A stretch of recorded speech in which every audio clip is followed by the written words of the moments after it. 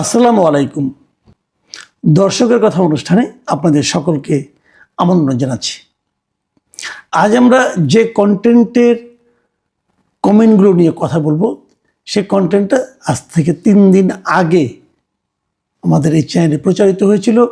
সেটার টাইটেল ছিল যে অনেক সমীকরণই পাল্টে যাবে এবারের নির্বাচনে। মানে এই কন্টেন্টে আমি আসলে বলতে চেয়েছিলাম যে এবারের নির্বাচনে ভোট দেওয়ার ক্ষেত্রে সাধারণ মানুষের কাছে প্রধান যে ইস্যুটা থাকবে সেটা হলো দুর্নীতি। মানে যারা দুর্নীতি করেন অথবা দুর্নীতি করছেন অথবা দুর্নীতি করবেন, এরকম যাদের সম্পর্কে মানুষের যে ধারণা থাকবে তাদেরকে মানুষ হয়তো ভোট দিতে চাইবে না, এরকম একটা বক্তব্য আমার এই কন্টেন্টে ছিল। এবং এখানে যে কমেন্টগুলো পড়েছে, বিভিন্ন ধরনের কমেন্ট পড়েছে। কেউ সমালোচনা করেছেন, কেউ প্রশংসা করেছেন।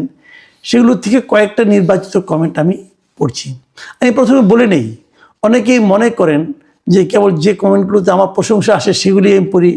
আবার কেউ কেউ বলেন যে না, আমি বেছে বেছে যেগুলি মোলায়েম সমালোচনা সেগুলো পড়ি। তো এক্ষেত্রে আমি বলি ভাই, আসলে তা নয়। অনেক ধরনের কমেন্টই পড়ে, ধরেন প্রায় 1000-এর মতো কমেন্ট পড়লো। আমি তো সবগুলি পড়তে পারবো না, কাজে আমি গোটা 20 কমেন্ট সাধারণত পড়ি। 20টা বড় জোর 15 থেকে 20 এরকম, কখনো কখনো 22-23টা পড়ি। যদি বেশি পড়ি তাহলে কমেন্ট বেশি হয়, কিন্তু আমার আলোচনাটা আবার হয় না। যে কারণে আমি একটা ব্যালেন্স করার চেষ্টা করি। যাই হোক, আর আলোচনা বাড়াই না, কমেন্টে চলে আসি।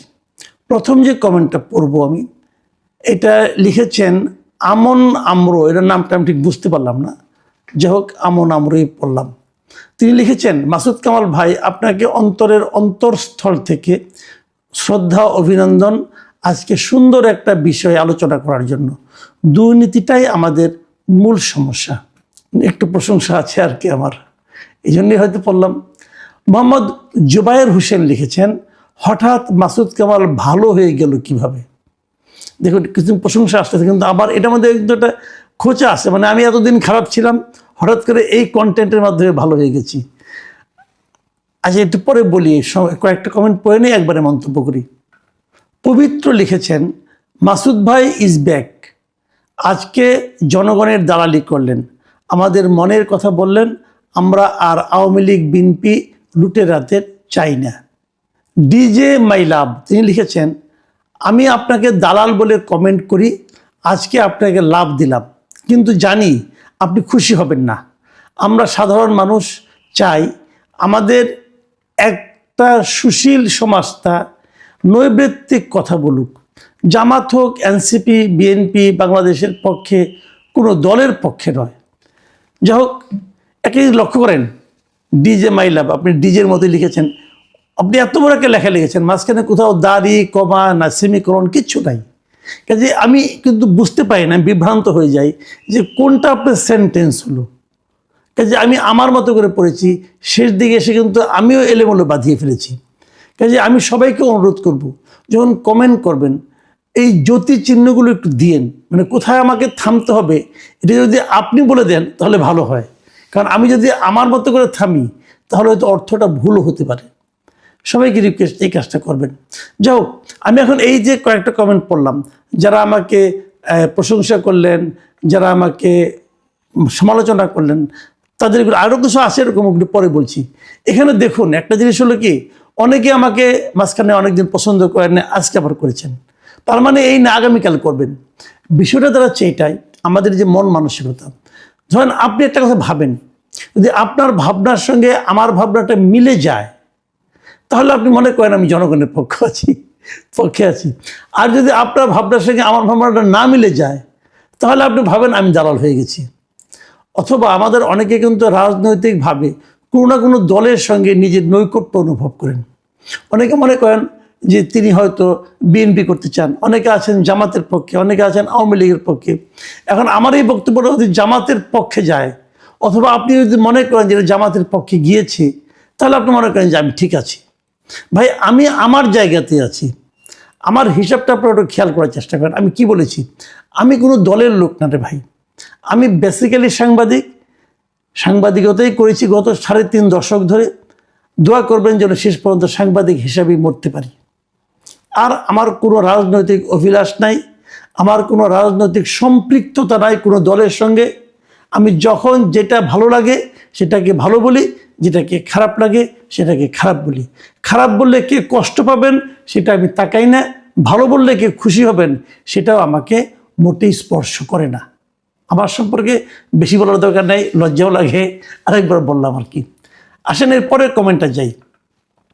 এটা জাকির ভাই লিখেছেন, আমি আপনার কন্টেন্ট নিয়মিত দেখি, কখনো ভালো লাগে আবার কখনো বিরক্ত হয়ে আনসাবস্ক্রাইবও করি, পরে আবার সাবস্ক্রাইব করি, কারণ আপনি মাঝে মাঝে আজাইরা পেঁচালো বলেন, কিন্তু আজকে যে কন্টেন্টটা দিয়েছেন সেটা একদম সাধারণ মানুষের মনের কথা। এই ধরনের কন্টেন্টটি আসলে আপনার সবচেয়ে বেস্ট। তাই আজকের কন্টেন্টের জন্য আমি মন থেকে সত্যি অ্যাপ্রিসিয়েট করতে চাই। আমি আপনাকে বলতে চাই, সবসময় সাধারণ মানুষের কথা বলুন, সাধারণ মানুষের পালস বুঝে কন্টেন্ট তৈরি করুন, তাহলে মানুষ আপনাকে মন থেকে সাপোর্ট করবে। জাকির ভাই, আপনাকে অনেক ধন্যবাদ।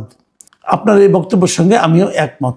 এম আলী লিখেছেন, মাসুদ কামালের সাথে নিরপেক্ষতাই মানানসই, আশা করি ভবিষ্যতেও জনগণের হয়ে নিরপেক্ষ কথা বলবেন। আতাউর রহমান খান লিখেছেন, এরূপ স্পষ্টবাদীদের জন্য রাষ্ট্র কর্তৃক সেফগার্ড থাকা উচিত। দেখেন আতাউর রহমান খান সাহেব, আপনাকে আমি বলি, আপনার এই কমেন্টটা আমার খুশি হওয়ার কথা, কিন্তু আমি খুশি হতে চাই, কিন্তু আমি একটু ব্যাখ্যা করি এখানে। দেখুন, আমার কোনো সেফগার্ড দরকার নাই। যেই স্পষ্টবাদী হোক তার জন্য সেফগার্ড আলাদাভাবে থাকতে হবে কেন? কথাটা হলো, যে কথা বলবে সে কথা বলবে, তার উপরে হুমকিটা আসবে কেন? হুমকি না আসলে সে সেফ। যারা এই ধরনের হুমকি ক্রিয়েট করেন অথবা যারা মব করেন, যারা গালাগালি করেন, যারা তার জীবনকে অতিষ্ঠ করে তুলতে চান, বরং তাদের ব্যাপারে রাষ্ট্র ব্যবস্থা নিক। সেটা কিন্তু আমার জন্য না, সবার জন্যই হোক। আমাকে আলাদাভাবে কোনো সেফটি দেওয়ার দরকার নেই। আমার সেফটি আমি আছি, আল্লাহ আছে, কোনো সমস্যা নেই, হয়ে যাবে। কিন্তু আমার কথা হলো কি, ওই দুষ্ট লোকদের প্রতিহত করা এটা রাষ্ট্রের দায়িত্ব। আলাদাভাবে বাড়তিভাবে আমার জন্য কোনো সেফটির দরকার নেই। শাহিন মোহাম্মদ লিখেছেন, মাসুদ কামাল ভাই, আমি একটি অনুভূতির কথা বলি, এটা প্লিজ একটু মন দিয়ে শুনেন। আমার এরকম প্রবাসীর 2-3টা অনুভূতি আছে, 2-3 জনের এক্সপিরিয়েন্স আছে, আপনি একটু শুনেন মন দিয়ে। শাহিন মোহাম্মদ তিনি লিখেছেন, মাসুদ কামাল ভাই, আমি একটি অনুভূতির কথা বলি। আমি একজন প্রবাসী। যখন আমি বাড়িতে ফোন করি তখন আমার ছোট বাচ্চা, বয়স 5 বছর হবে, তখন সে দাঁড়িপাল্লার পক্ষে স্লোগান দেয়। হয়তো সে সোশ্যাল মিডিয়া থেকে স্লোগান শিখেছে, কিন্তু সেটা বড় কথা নয়। এর স্লোগান আমার স্ত্রী হতে শুরু করে পরিবারের সবার মধ্যে একটা আবেগ সৃষ্টি করে। আমার পরিবারের মনোভাব দেখে বোঝা যায় তারা দাঁড়িপাল্লার প্রতি দুর্বল হয়ে গেছে। কিন্তু আমি নিজে বিএনপি করি, বিএনপির ওয়ার্ডের নেতা ছিলাম। এখন আমি কি করি? আমার মত কি তাদের উপর চাপিয়ে দেওয়া উচিত হবে? খেয়াল করেন, এটা হয়তো অনেকে বলবেন যে না ভাই, এই লোকও বিএনপি করে, এই লোকও জামাত করে, এই বিএনপির নাম করে সে জামাতের পক্ষে বলতেছে। ভাই দেখেন, অনেক কিছু হতে পারে, উনি যেটা বলেছেন সেটাকে আমি সত্য মনে করি। আমি ওনাকে বলবো, ভাই আপনার মত আপনি কারোর উপর চাপিয়ে দিন না। প্রত্যেকটা মানুষের নিজস্ব একটা মত থাকা উচিত। আপনি যদি বলেন তোমরা এটা করে, চাপাই দিলে সেই মত যে উনি রাখবেন ভোট কেন্দ্রে, যে আপনি জানেন না, কাজে কোনো দরকার নাই। আপনার ভোট আপনি দেন, ওনার ভোট ওনাদেরকে দিতে দেন, সেটাই গণতন্ত্র। একই বাড়ির মধ্যে 5 ধরনের ভোট থাকতে পারে, সেটাই গণতন্ত্র। সবাইকে দল বেঁধে একই মার্কায় ভোট দিতে হবে কেন? আমরা দেখি কার মত থেকে শেষ পর্যন্ত। আচ্ছা, এই একই ধরনের আরেকটা পড়ি আপনাদেরকে। আব্দুর রহিম লিখেছেন, মাসুদ কামাল ভাই কেমন আছেন? আমি একজন আবুধাবি প্রবাসী, আপনার সাথে কথা হয়েছিল। হ্যাঁ, আমার যতদূর মনে পড়ে আপনি আমার সঙ্গে একবার ফোনে কথা বলেছিলেন, একবার না বোধহয় একাধিকবার কথা বলেছিলেন। সীতাকুণ্ডতে বাড়ি, আমার একজন প্রবাসী ভাই এখানে আছেন, তার পরিবার নিয়ে থাকেন। শিবিরের লোকজন তার সম্পত্তির দখল নিয়ে নিয়েছে। আমাকে বলতেছে, ভাই আমি এখন কি করব, কোথায় যাব? দেখেন, একটু আগে একজন প্রবাসী বললেন যে তার বাড়িতে তার সন্তান দাঁড়িপাল্লার পক্ষে স্লোগান দিচ্ছে, তার পরিবারের লোকজন দাঁড়িপাল্লার প্রতি এক ধরনের আপনার সহানুভূতি প্রকাশ করেছে। আর এখানে আমি কি দেখলাম, আরেকজন প্রবাসী বলতেছেন যে তার আরেকজন প্রবাসীর বাড়ি শিবিরের লোকজন দখল করে নিচ্ছে। তাহলে আমরা আসলে কিন্তু দু ধরনের চিত্রই দেখছি। জামাতের প্রতি মানুষের যেরকম অনুরাগ দেখছি, সেরকম বিরাগও দেখছি। আমি রহিম ভাইকে বলবো, আপনি আপনার ওই প্রবাসীর কোথার ঘটনা, কিভাবে ঘটনা, ডিটেল আমাকে জানান, ডিটেল জানান। যদি সেটা আমি একটু চেক করে দেখব, যদি সেটা অথেন্টিক হয় আমরা সেটাও প্রচার করব। শিবির একদম যে চাঁদাবাজি করছে না তা তো এখন মনে হচ্ছে না, কাজে সেটাও আমাদের কিন্তু প্রচার করা উচিত। আপনি আমাকে পাঠান ভাই।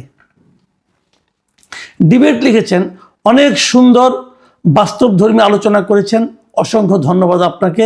চাঁদাবাজি কমলে জিনিসপত্রের দাম অনেকটা কমে আসবে, দেশের সকল ভোটারকে এটা বুঝে ভোট দিতে হবে। ফাতিমা ইসলাম লিখেছেন, হাদিয়ার নামে চাঁদাবাজি করে যে জীবন অতিষ্ঠ করে দিল তা নিয়ে তো কিছু বলেন না। ভাই বলবো কিভাবে? এই তো আপনি বললেন, সমস্যা নাই, একজন বললেই তো হলো। কথাটা প্রকাশ হওয়া দিয়ে কথা। আমি যদি আমার চোখের সামনে থাকে আমি বলবো, যদি আমাকে কেউ তথ্য দেয় তাহলে আমি বলবো, আর আমি তো শুনে বানিয়ে বানিয়ে বলতে পারবো না। আপনি জানেন জিনিসটা, আপনি যদি তথ্য প্রমাণ দেন তাহলে সেটা আরও ভালো হয়। জাহিদুল মেনন লিখেছেন, বিএনপি এবং জামায়াত প্রধানের নির্বাচনী হলফনামা একটু বিশ্লেষণ করুন।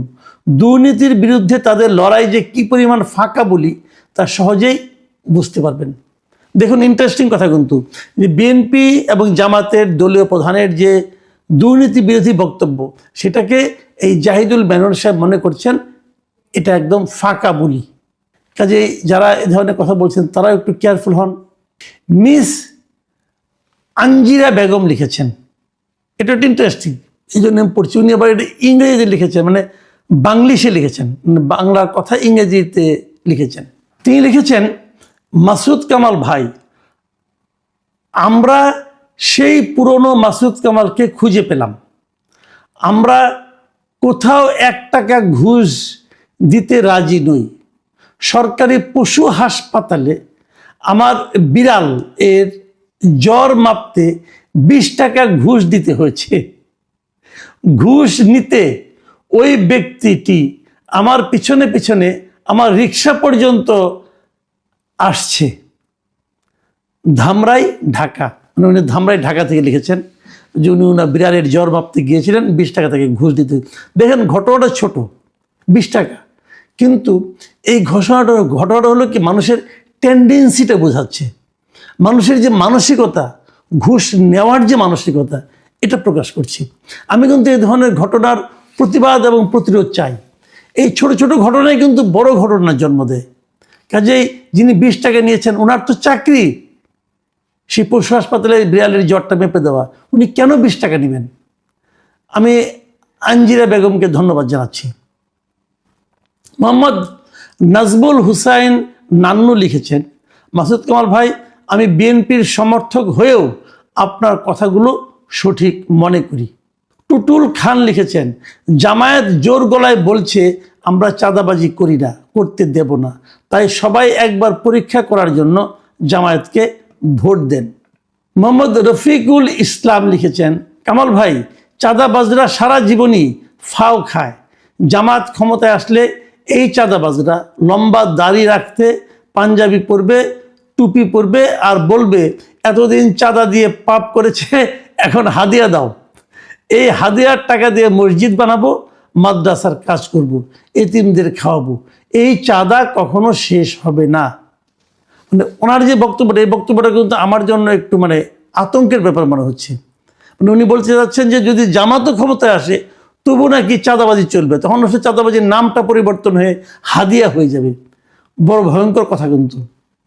রমজান আলী লিখেছেন, কামাল ভাই, চাঁদা কিছু পুলিশে ভাগ নেয়, পুলিশ যদি ভাগ না নেয়, পুলিশ 24 ঘন্টার মধ্যে চাঁদাবাজি, টেন্ডারবাজি বন্ধ করতে পারবে ইনশাল্লাহ। প্রশাসন সৎ না হলে ওই জাতির দুর্নীতি দূর হবে না। এটা কিন্তু একটা মানে দারুণ কথা বলেছেন উনি, যে আসলেই কিন্তু পুলিশ জানে চাঁদাবাজিটা কে করে। পুলিশ যদি ওই টাকা থেকে তাদের ভাগটা না নেয় তাহলে ওনার বক্তব্য যে চাঁদাবাজি দূর করা সম্ভব। আমি শেষ মন্তব্যটা পড়ছি, এটা লিখেছেন নিলয় হোসেন। তিনি লিখেছেন, মাসুদ কামাল ভাই, আমার বাড়ি নোয়াখালী, আমি আওয়ামী লীগ সমর্থক, তাই শেখ হাসিনা যাওয়ার পরে বিএনপির সন্ত্রাসীরা আমার 21% জমি দখল করে ফেলেছে। আমি ভয়ে বাড়িতে যাই না, 16 মাস পালিয়ে বেড়াই, অথচ আমি আওয়ামী লীগের পদধারী কোনো নেতা ছিলাম না। আমার অপরাধ, আমি আওয়ামী লীগ। আপনার কাছে অনুরোধ করছি, আপনি আমার কথাটা টকশোতে তুলে ধরবেন। আমি আপনাকে নিয়মিত ফলো করি, আমি আপনার কাছ থেকে এতটুকু আশা করতেই পারি। ভাই, আমার পুরো ঠিকানা বলতে পারছি না নিরাপত্তার স্বার্থে, তাই দুঃখ প্রকাশ করছি।